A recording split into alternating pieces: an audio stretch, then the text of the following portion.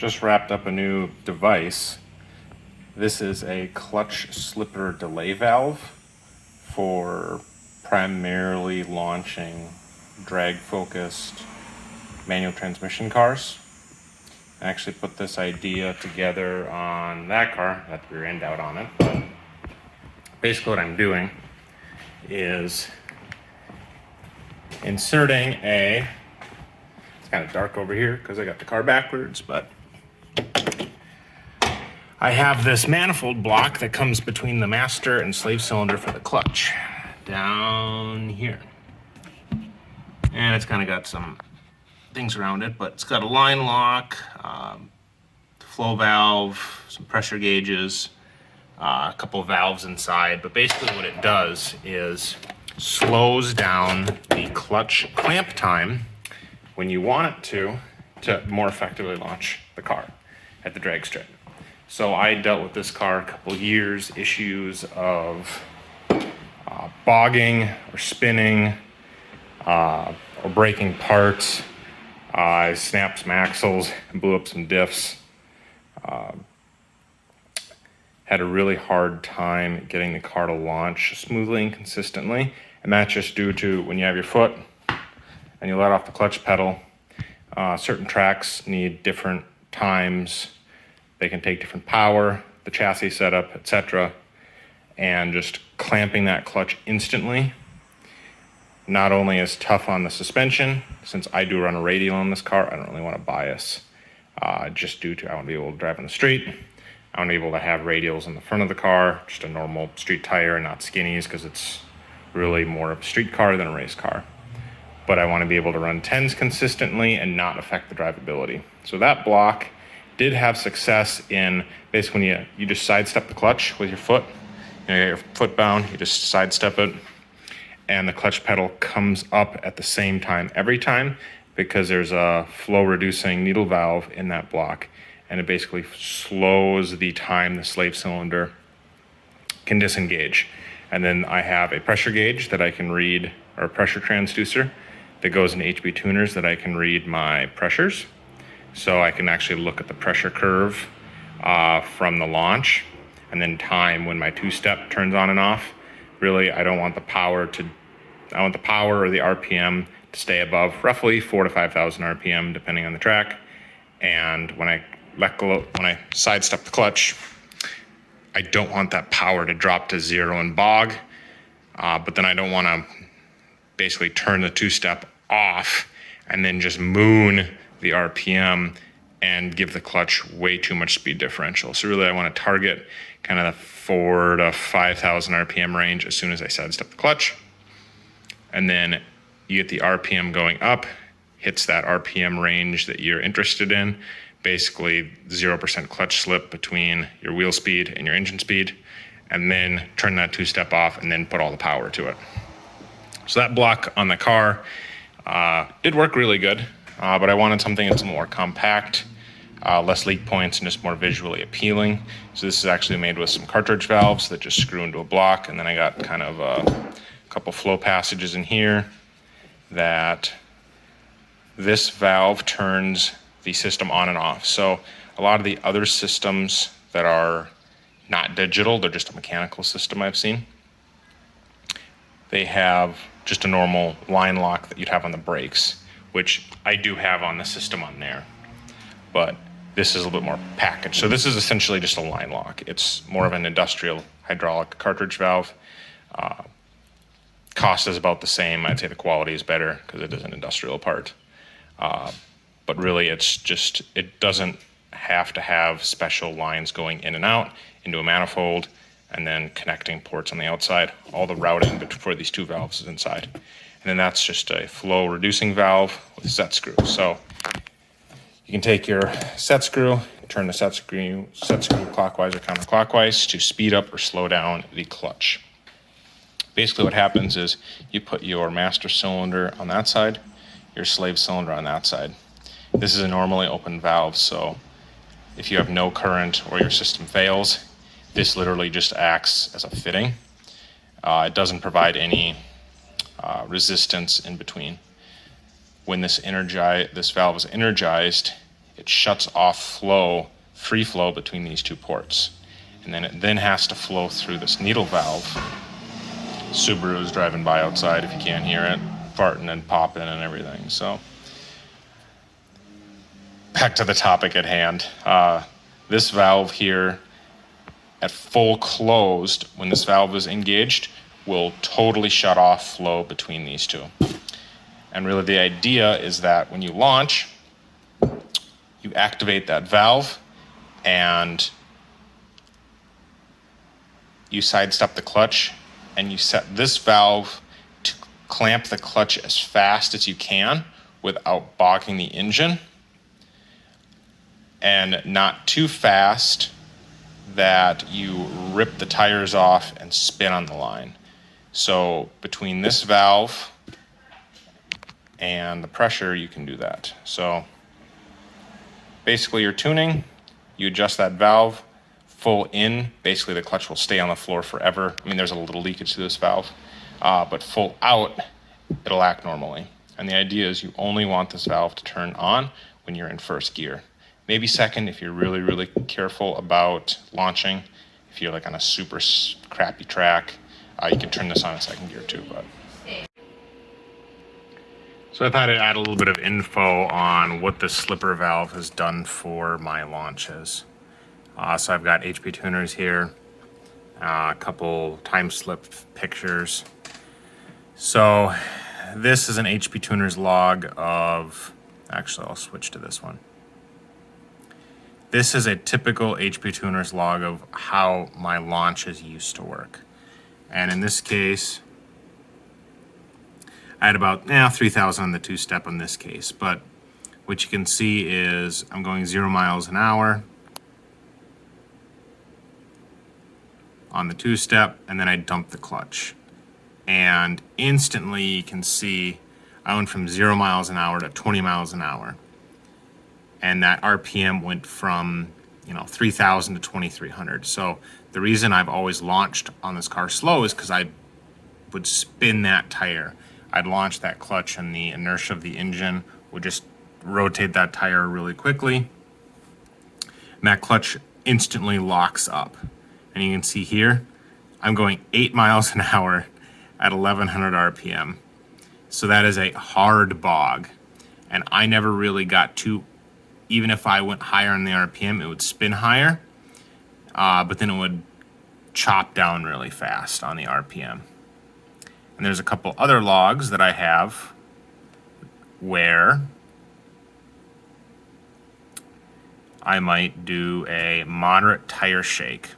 And I actually shook tires a couple times and destroyed parts really hard.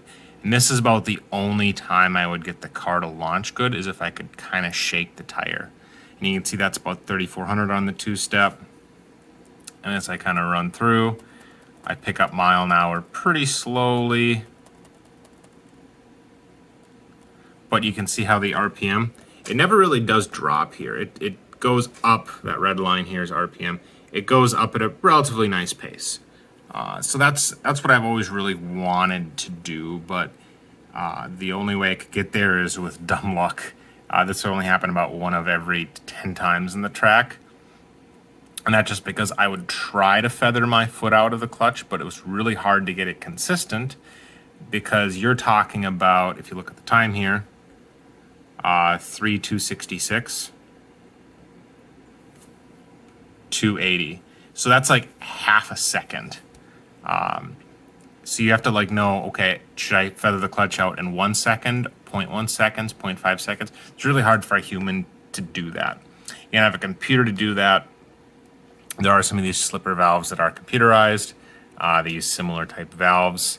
The concern I have is that I just don't want to have something that's really complex. I want something very simple, and a mechanical valve achieves that.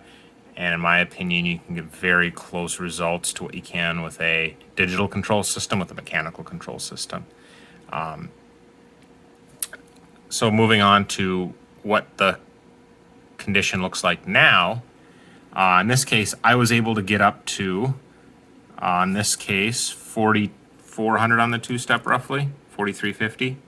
And as you can see, as I go through, my RPM curve is nice and linear going up. In the case where I tire shook, I had a little bit of blips. And in the case where I would have a bog, which was honestly most of the times,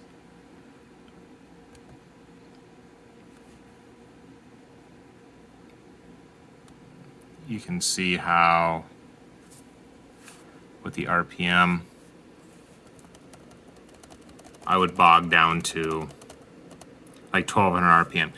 And there's just no power down there. And it's tough on the engine. So you have a really slow 60 foot because you have to lugging that engine from 1000 RPM to like 4500 or whatever it makes power. And that is, you know, a second or 2 seconds of time of making hundreds of less horsepower. It's really the idea that I've been playing with is I actually log my clutch pressure. And right here, you can see my mile an hour. 1 RPM 4200 is where I have the 2-step. My clutch pressure is right here. It's about 380 psi, and this is actually using the trans pressure input on HP tuners. And as you can see, that needle valve I can dial in, and I can slow that clutch clamp time. And as you can see, the clutch is fully clamped now, but the RPM is still 4,000. And there's a little bit of bog here, but it stays 2,900 RPM. That's like 2,000 RPM higher than a bog. And getting this drop here, that's fine tuning. I don't have enough time at the track to get that out yet. I'm actually getting that out with a gear ratio change. I'll talk about that in a minute here. But basically what this optimized system looks like compared to this bog cycle is right here. So I got like 8 passes here at the track. This one's an 1/8 mile, but you can see I was car 188 here, but 2,760 foot. This case, number 2, 3,200 in the 2-step, degrees of timing, 188, 230 on the 60 foot. I call that a bog. This one was a spun. You see how I bumped the 2-step up a little bit, and I can get a like I could feel the spin. 214, 60 foot. 3,400 2-step, I bumped down 100 RPM, and it bogged. Car 188, 2.2, 60 foot. In this case, I manually tried to let it out. It didn't seem to hook. 3,500 on the 2-step. 1.9, 60 foot. It's getting better, but I have to know how fast to let that clutch out. And that's just not a repeatable thing when you're sweaty in the car, looking at your log, trying to make sure you launch on the light. Remembering your foot roughly how fast to let out is not something that's easily controllable. This case, I called it a light tire shake, but I got a 177 60 foot, which is good. That's the only good 60 foots I was able to get. And then slight spin here, 186 60 foot, mild spin. Again, I don't think I changed anything there because I usually only note when I change things, and a 188 60 foot. So it did get better, but it was inconsistent. I knew I spun as I missed the shift there, but so then this is from last year, actually last fall, with the slipper valve, and you can see there's still tuning to do here. As you can see, I'm still bogging, probably 2 seconds out from launch. It is still bogging, but I'm not bogging nearly as much. And you can see what I'm getting for 60 foot, 1.7, 1.69, 1.67, 1.62. That's actually the best I've 60 foot with the car. Unfortunately, I missed second gear on that. My synchros are out, but I'm pretty confident I can get this sag out of there, just due to I have too low numerically of gear in the car. I have a 373. The car doesn't have Not that it has no power. It doesn't have 373 power. The 373 is just what was in the rear axle that I got when I put it in. The car does run about 120 miles an hour. I think this case 125. So I went to I'm selecting a 430 gear instead of a 373. And kind of the thought process behind that is right now at like just under 3,000 RPM, the clutch is fully grabbed because I have 0 PSI in the clutch line system. I've got 23 mile an hour, 2880. I go to the Wallace calculator here. I type in 2880 RPM. First gear on a T56 to 266, 373 ratio, 24 miles an hour. It says 23 miles an hour. That's pretty darn close. So my goal here is I want to stay above 4,000 RPM. I'm going to go with a 430. I'm still going to use a 266, a 28-inch tire, and I don't have any converter slip because it's a manual. Now I'm 29 miles an hour with 4,000, 430, 266, a 28-inch tire, and 0. Now what happens if I type in at 2880 again? I'm 20 miles an hour. So how do I have to, what's my RPM they're going to be at that clutch grab point? Well, it's not going to be 23 miles an hour anymore. I'm going to go to the RPM side. So I'm going to go with a 430, a 266, a 28-inch tire. I'm going to be, let's say, 23 miles an hour and 0. Now I'm, well, something's wrong there. Let's try it again.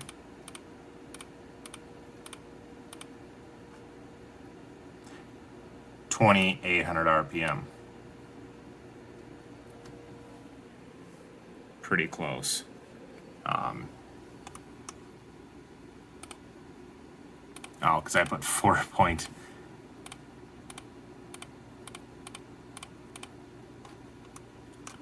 RPM. There we go. So I'll be another 400 RPM higher than that. And that is getting me close to kind of the minimum RPM where I want to run the engine. That 4,500 RPM, I'm trying to keep above that. So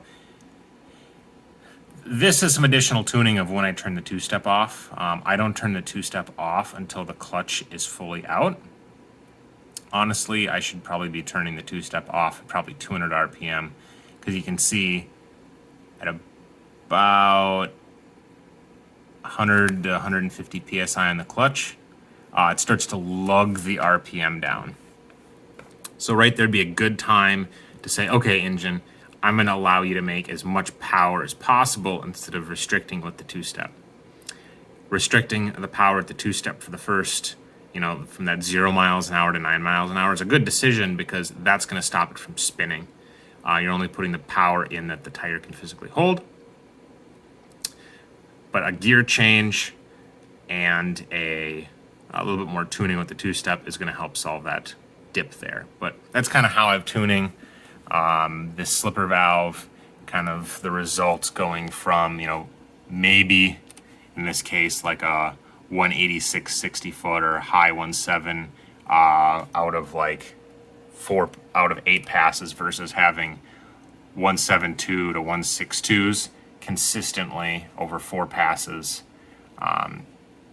That's really what I've seen going to the slipper valve. So I'll be doing some more tuning here once I get the gear change, which is in progress, and I'll hopefully report back with final results in the next couple weeks once I make it to the track again. So thanks for tuning in. If you got questions, I'll try to fill them in the bottom, the link box down there. So yeah, catch you later. Bye.